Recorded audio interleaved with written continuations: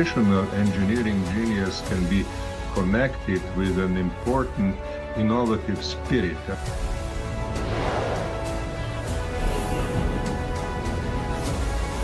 AI competition is not you win, I lose, or I win, you lose. I think kind of coexistence. Is that it has invested in technologies that are transformative for the world at large.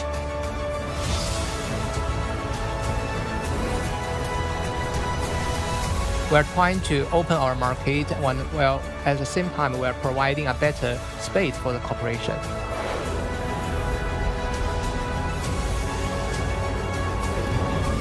Half the world's GDP is now sitting in Asia. China is the primary force of that.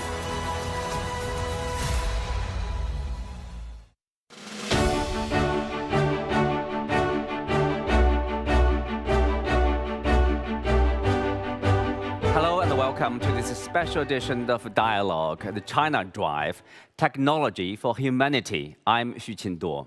From space exploration and 5G to green energy and AI, China's scientific and technological advances over the past decades, especially in recent years, have drawn global attention.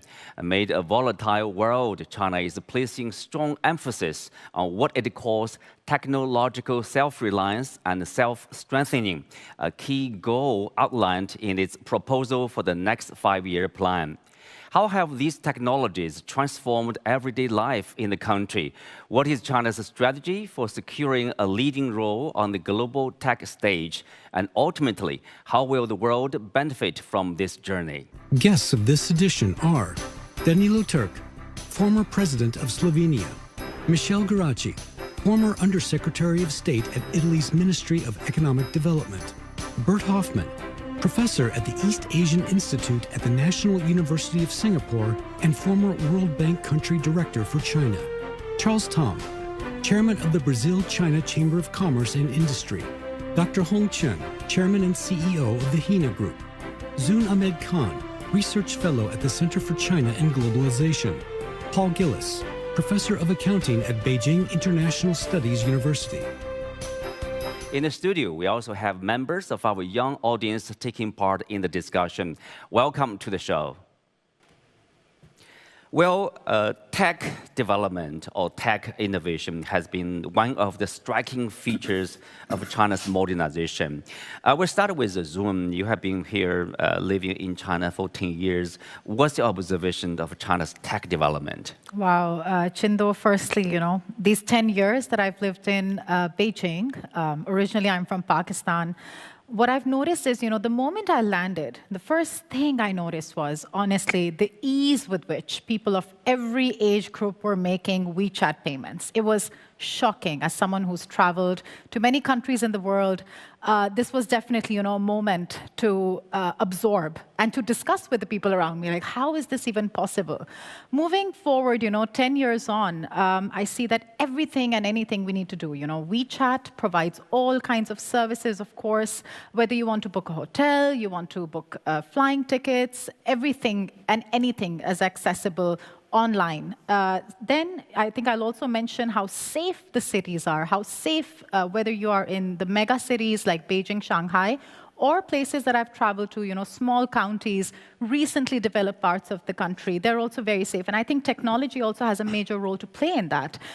It's the fact that, people find these spaces to be accessible, they find it easy to, move around, and they find it easy to express what they feel and what they experience. And obviously, then let's talk about the fact that, which is my focus here, China's engagement with the world, in particular the Global South.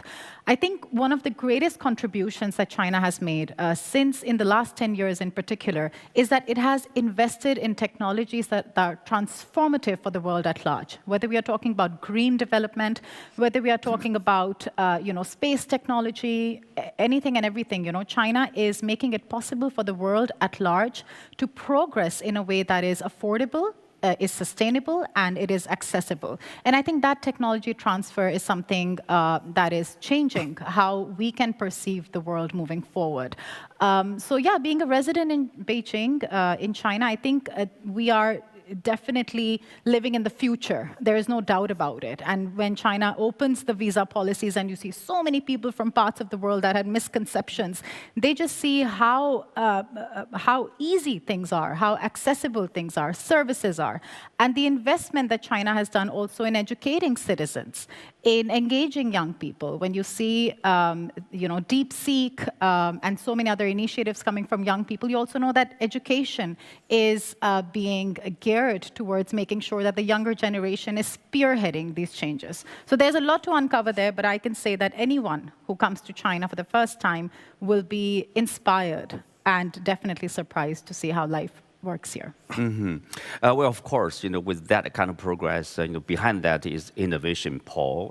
If you look at China, what China has done or is doing, for example, if you take a look at the R&D spending last year, is now, basically surpassed 3.6 trillion yuan. And that's represent an increase of 48% if you compare the number to 2020, like in 4 years' time, an increase of 48%. Of course, we have seen the rise of, a series of innovators, let's say DeepSeek, people say DeepSeek moment, BYD, Huawei, of course. And how do you look at this, the drive for innovation in China? For many years, I did a lot of conferences on dealing with innovation. And the topic of those conferences was why the Chinese can't innovate. And I haven't done one of those conferences in years now because the Chinese have really proven their ability to innovate. And it used to be, I think it was, the blame was put on the Confucian education system, which focused more on recitation than on actually thinking for yourself. And that has clearly changed. And now we're seeing China take a leadership in innovation. Innovation. Dr. Chen Hong, if you look at the upcoming 5-year plan from 2026 to 2030, we have this outline which prioritizes things, of course, related to innovation, to tech development, such as strengthening original innovation, breakthroughs in core technologies, integrating science with industry, and building up education and talent under the Digital China framework. I mean, how do you assess this overall strategy? I think the strategy is very powerful because this is really a coordinated strategy, not piece by piece. What I mean by coordinated strategy is that if you look at the soil, for a company to be successful, you need 4 pillars. Number one, the industry where the company is in has to be supported by the government and promoted by the government. Technology is. Number two, you need a very, very good investment environment. Yeah, a lot of VCs, private equities, others giving money to entrepreneurs. And number three, you need entrepreneurs who are willing to take the risk. Chinese are very, very good entrepreneurs. You've seen a lot of great entrepreneurs in the past. Number 4, you need a stock market so that those investments by early investors can get a return. If you have this very, very much coordinated strategy put in one place, you have Silicon Valley. So for the next 5 years, you can look at what the government is trying to do is that the self-reliance is very, very important because of the geopolitical environment. You have to. I mean, sometimes you've been forced to. But by looking at this specific industry, if you look at the Shanghai Stock Exchange, has been in the last year has been growing from over 2,000 points, 2,700 I think, to over 4,000, highest in the latest 10 years. A lot of companies, a lot of stock depreciate very well, technology stocks. So what's happened over here, when you have a very, very good environment, you're suddenly starting taking about the theoretical, we call it scientific knowledge from professors, institutions, etc., with a very, very strong industrial base, which is very, very manufacturing industrial base has been very, very strong for China in the past. I think #1 globally, right? You're starting putting together scientific plus innovative industrial combination. Now suddenly all the 4 pillars starting coming to forming into place. You're starting generating great companies. If you look at the Chinese companies, some have been very, very successful. the ByteDance's revenue profit this year has already surpassed, I think, Meta, the Facebook. A lot of people don't know. Facebook has about a $2 trillion US market cap. That's something where, but 12 years ago, ByteDance is a very, very small company.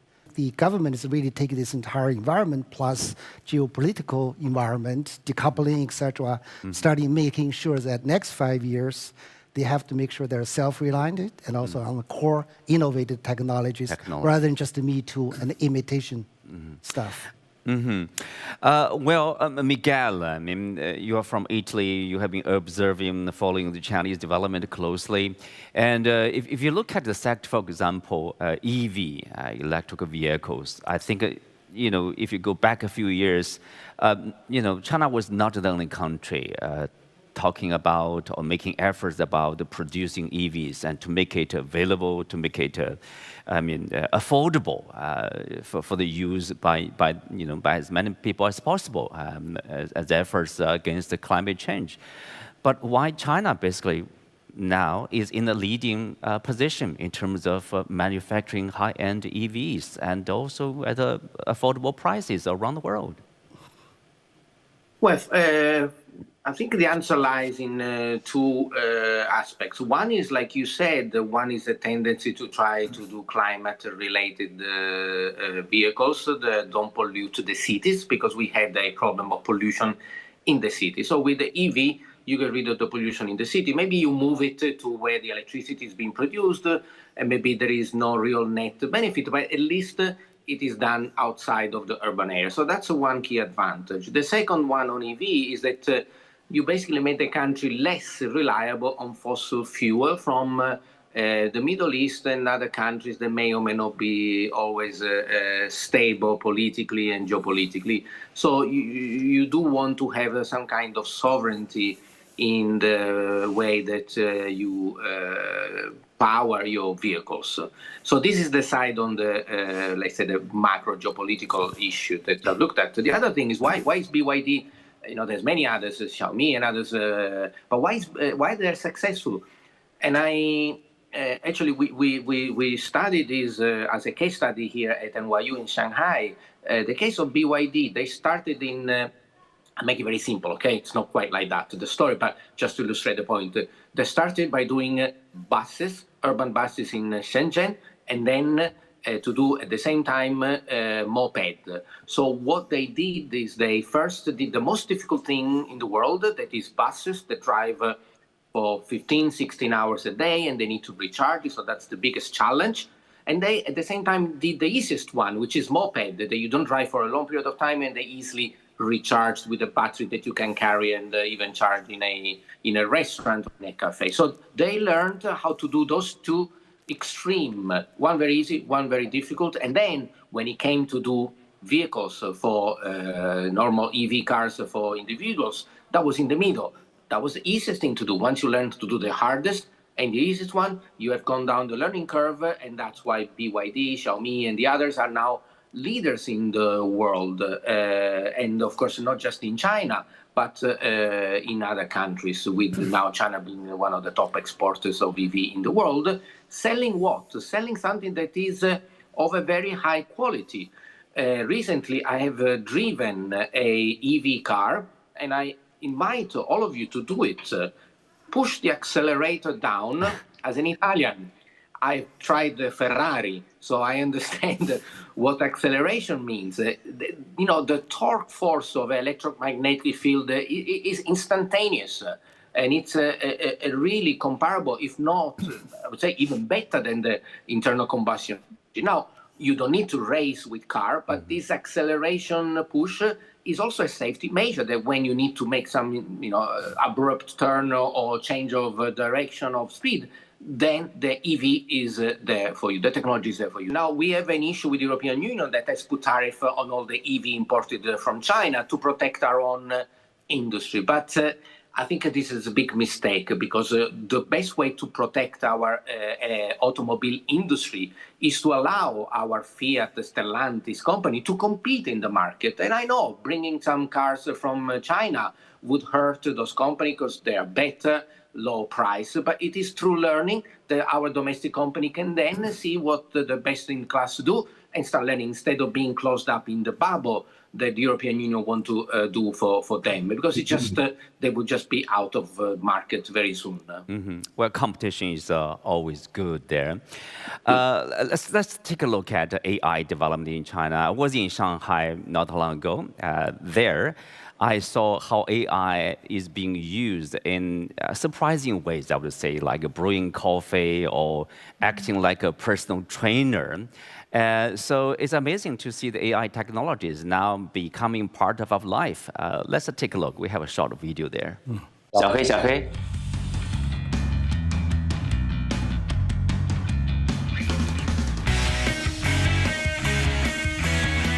长城明月光，对地上光。I am Misha, the son of Li Jing. Guess where I am? Some futuristic workshop? Not exactly. A tech geek's paradise? Almost. It's more like a living laboratory where innovators test how AI can reshape everything from smart homes to emotional companions. Today, my friend Simon and I are seeing how AI can craft smarter, more personalized lives. Stay tuned, you won't want to miss this.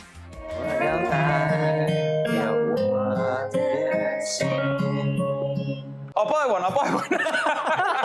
Seriously, Simon. It's amazing. So you can learn how to play guitar in 3 minutes. We tried everything from smart guitars and air drums to AI-powered hair dryers to smart glasses that can translate in real time. How is your day today? How old are you? Hey there, I'm Misha, the legendary hero from Chentang Guan. My day has been pretty exciting as always. You know, protecting the people and all that. I've been around for quite some time. It's incredible to have a conversation with a character from Chinese mythology. But the real star here isn't a single product, it's the experience. The store is called The Palette, where customers can come in and check out all the latest tech innovations and witness its endless possibilities. 我们想告诉大家的是，人人都是科技玩家，科技不应该是在橱窗里的、玻璃柜里的很远距离的。你看我们的柜子都设计的特别的稍微矮一点，的目的就是希望大家都可以上手体验可触摸，然后科技是有温度的。在这个过程中，你从一个科技的小白，再到爱好者，再到玩家，最后享受科技的乐趣。But this is what really impressed me. It's called AI Memoir. You talk to the app for about 10 hours about your life, and it writes your autobiography. What an emotional gift, and for me, being a little bit older, something that all of us have in our lives, the stories, reading books, but to think of actually to come up with the idea, amazing. Especially for senior age, right? Yeah. I mean, people tend to recollect what happened when I was 5, what happened was I was 10, something sweet between me and my parents, or my relative. You can just talk to the app and it will record and will make some necessary changes. Yeah. At the end of the day, it will produce a book about your life. What a gift. What a gift for somebody else, but also what a gift if you could give that to one of your family members. They could read your life from your perspective about them as well. Just so many different nuances that you could have. We know AI as coded interactions within our apps, but imagine when it leaps out, becoming a trusted companion in our daily lives. This is the promise of the humanoid robot. 我们希望人形机器人在跟人交互的时候，不单单纯纯是一个基础的音频内容的输出，我们希望它能够跟你有头部的动作、手部的动作、腰部的动作的一体化的动作的呈现。Movement is key to making robots more lifelike and relatable, but it's only half the story. For a robot, it needs to see and understand in real time. 机器人工作其实最前端的事情就是传感器，尤其是视觉传感器。所以你的视觉传感器要足够稳定。 你视觉传感器处理能力要足够强才可以。While engineers are still trying to break down these technical barriers, the next frontier for robotics isn't just capability, it's connection. The focus is shifting towards building an emotional bridge between humans and machines. 未来我们希望说，它可以作为人家庭当中的其中的一个伙伴，或者是家庭成员，类似这样的一种存在。所以，其实我们可能需要在各个方面去拉近人和机器人之间的这样的一个距离，使得在未来某一个阶段，那它可能真正的就会进入到家庭过程当中了。 What we've seen today in Shanghai is more than smart gadgets and robots. It's a glimpse into our connected future. Shanghai is showing that when AI meets daily life, it creates not just convenience, it redefines what's possible. The true potential of AI lies in not replacing humans, but in empowering us to live smarter, more creative, and fulfilling life. Now it's your turn. If these robots were in your home, how do you live with them? So, Mr. Turk, welcome back. So, we are talking about AI technology. So, from your observation, I mean, from where you are, how do you look at the AI development in China? Well, look, I'm very happy to be part of this discussion. And before answering your question, I'd like to make a point. There is an old understanding, I should say old, because by now people started to understand China as a country of engineers, a country which has developed enormous progress as a result of its engineering genius, which is now at a phase at which innovation is really in the forefront. And innovation is now seen everywhere. I'll come to artificial intelligence in a short while, but before that, as you know, the innovation has changed many things in the field of electricity. I have been to Ordos area years ago when the solar panels were starting to cover an entire desert area. And I've seen how the innovative spirit works in practice. Now, of course, China is currently producing 1/3 of the global electricity, and that's a huge amount. And by 2035, in 10 years, it is expected to double its production of electricity, and that would be based on clean energy technologies. Now, of course, this is a huge innovative leap forward, and also something that shows that the traditional engineering genius can be connected with an important innovative spirit. And I think that that's the key to everything that we see in China nowadays. And of course, the interesting thing is that the political system of China is open to this development, that it is actually not constraining it, it's giving it a little bit of a framework, but the progress is being unconstrained. Now, coming to artificial intelligence, as you said, artificial intelligence is permeating our daily lives. It is becoming more and more daily, how should I say, regular part of our lives. And the question is, how does the world react to this development, and how does the world guide this development? So far, it has been largely internationally unregulated and left to innovators and companies. Mm-hmm. Well, speak of AI, Chen Huang will ask you this question probably.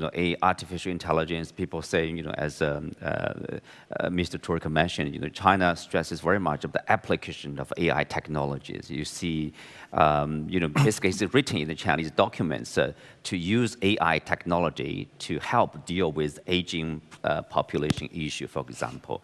China stresses very much, again, application, how to make use of AI technologies. But if you look at development in the US, for example, they are looking at frontier technology, AI breakthroughs, for example.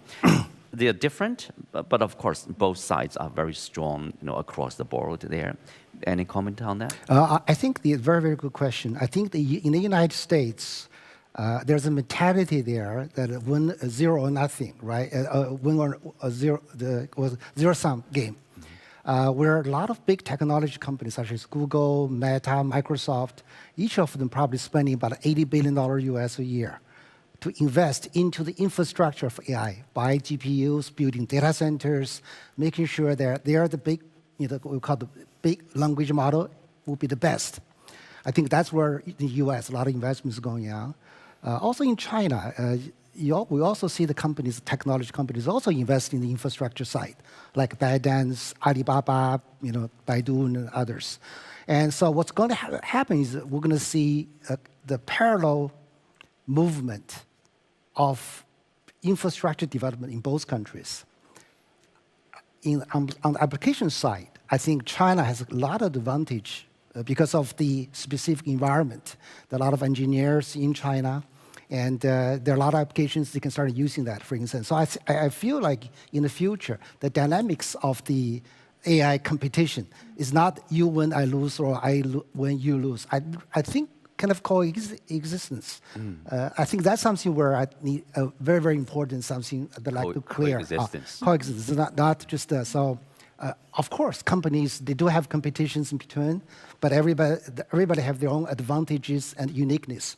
If you look at China, I think, I'm not sure, many of you probably already used AI application called Doubao, right? Actually, in the US, the most famous one called OpenAI.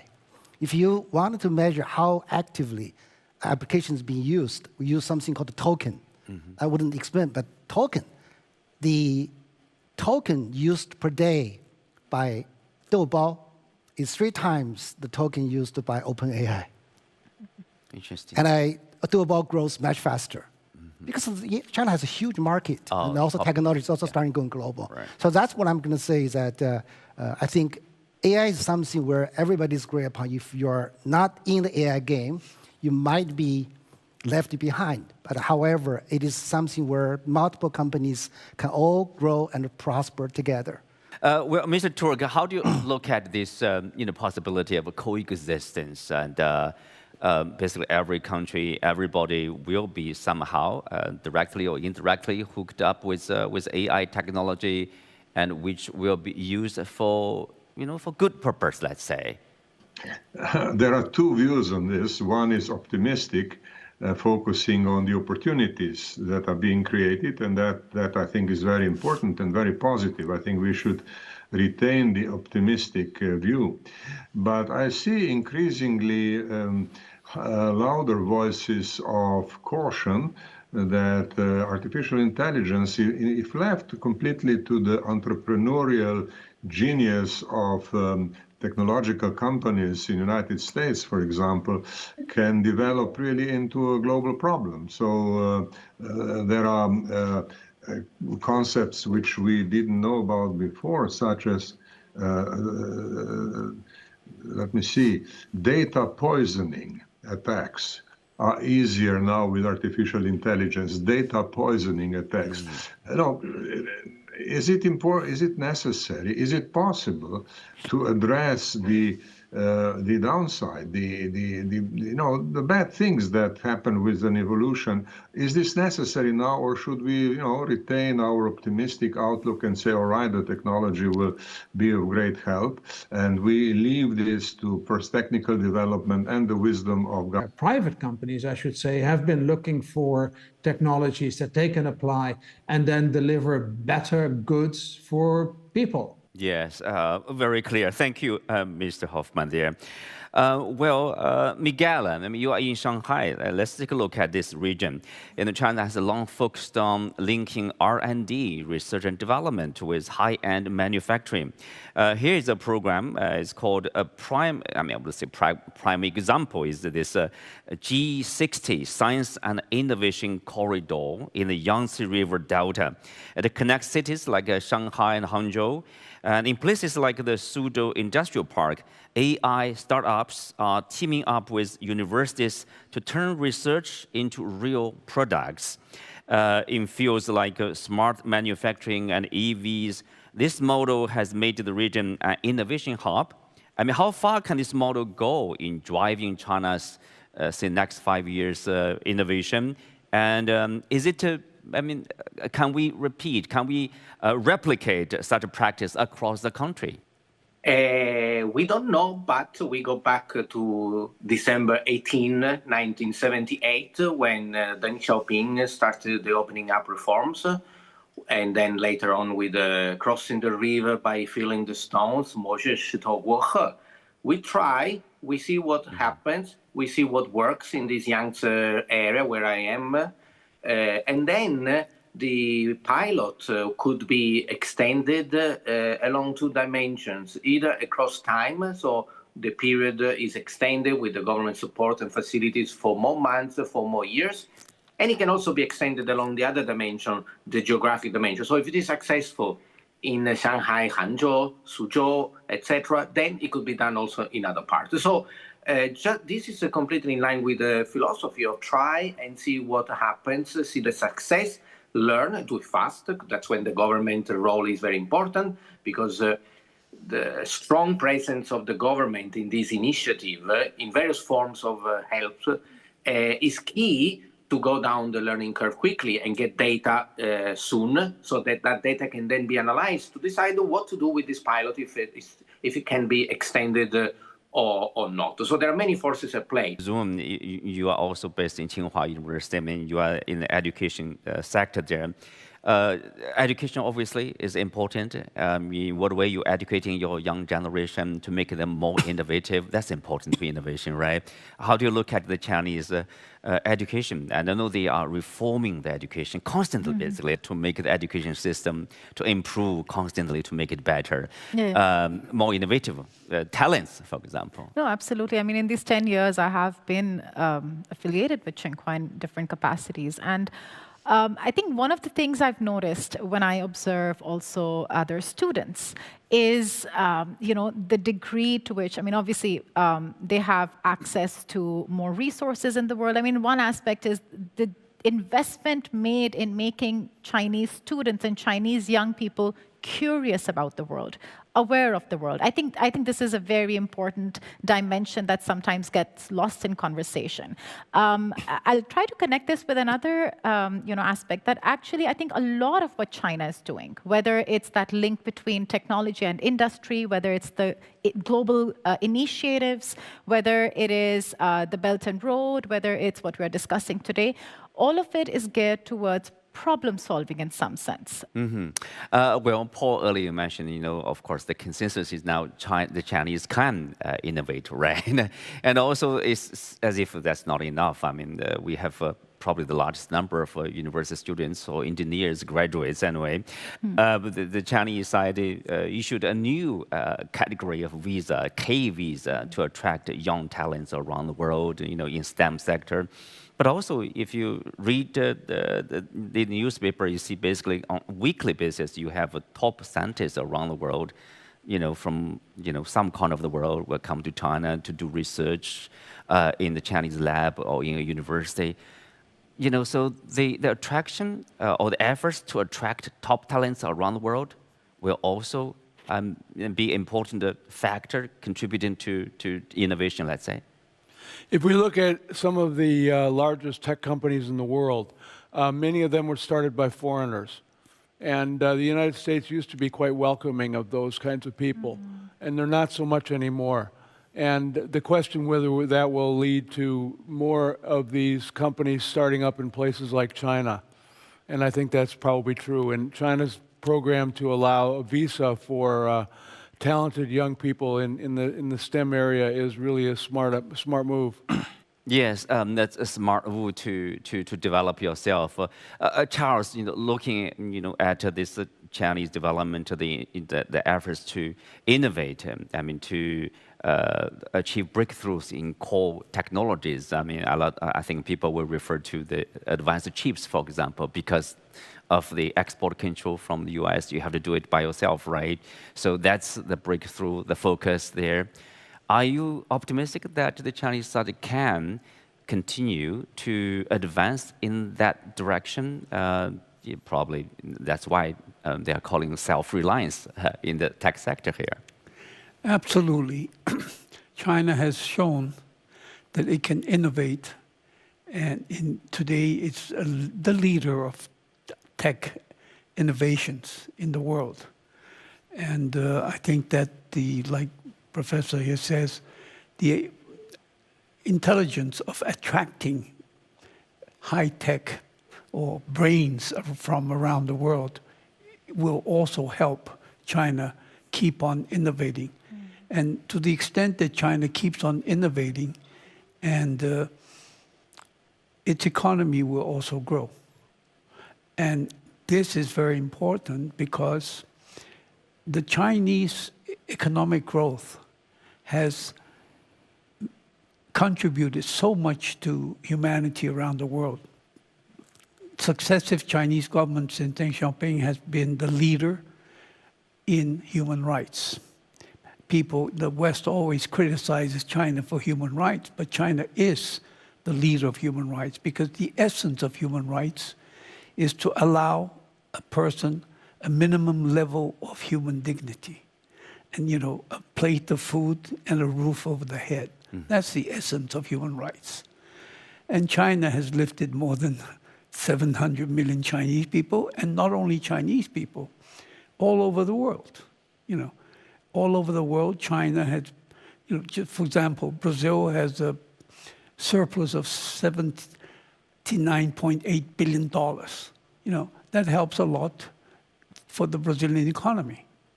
And the innovations also contribute a lot to the essence of human rights. Well, let's now turn to our studio audience and take a few questions from there.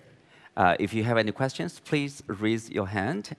Yes, the young lady. Hello, Professor Gillis. I want to know, do you think China's AI-driven educational technologies can empower global education and help alleviate global educational inequality? I have taught for about 20 years and in China, and I teach in English. And the assignments that I give to my students are in English. They're to do writing in English. And I have noticed every year the quality of English improves. But a couple of years ago, it started to improve rather dramatically. And I observed that many of the articles were being written by AI. And so I adapted what I was doing from that. I realized that I couldn't use the written assignments for assessment anymore. And instead, I required the use of AI. I leaned into it and had them focus more on generating good material using AI and how to question that AI to do it. But I think that that's a model that will be adapted around the world, and I think it is being adapted around the world to use AI. I'm getting a lot of invitations to conferences on AI and the use of AI in education. So I do think that this idea will be exported from China to the rest of the world and will result in an improvement of education. So I hope that answered your question. Yeah, using AI for good purposes. Also a challenge for professors. Yes? In an age of human AI collaboration, what core competencies, such as critical thinking, should educators prioritize to prepare students for their future jobs that don't yet exist? Thank you. I'll sort of take it from the previous speaker as well. I think the importance of soft skills, communication, because at this point, actually, I feel this problem, we see it as a problem maybe a year, 3 years down the road. Everyone will know an essay is written by AI and then you can edit it further. But right now, that is really disrupting the quality of thought process, the depth of thought that, prior to AI, students were able to go through to really, come up with a good piece of writing or a good report or an assignment. So I think increasingly your ability to also communicate, that matters a lot. Soft skills matter a lot. I think this is a really big question, but given that AI is a reality, maybe your ability to communicate is something that that needs to be stronger. Right. Last question. Okay, the front. Thank you. I'd like to ask Mr. Charles. So for advancing high-level technological self-reliance, what should we to prioritize to build a high-level tech innovation ecosystem? Thank you. I think that these technological innovations have been, so many of them have been created by young people, especially, some of these huge companies today, like DeepSeek and etc., or even in the States, were created by young students, young people that had great ideas. And I think that it has contributed so much for the betterment of humanity and the economies of the world. So I hope that you can also create new tech advances to improve the economies and your own lives. That brings us to the end of today's special edition of Dialogue. Many thanks to our guests and audience. I'm Xu Qinduo. See you next time.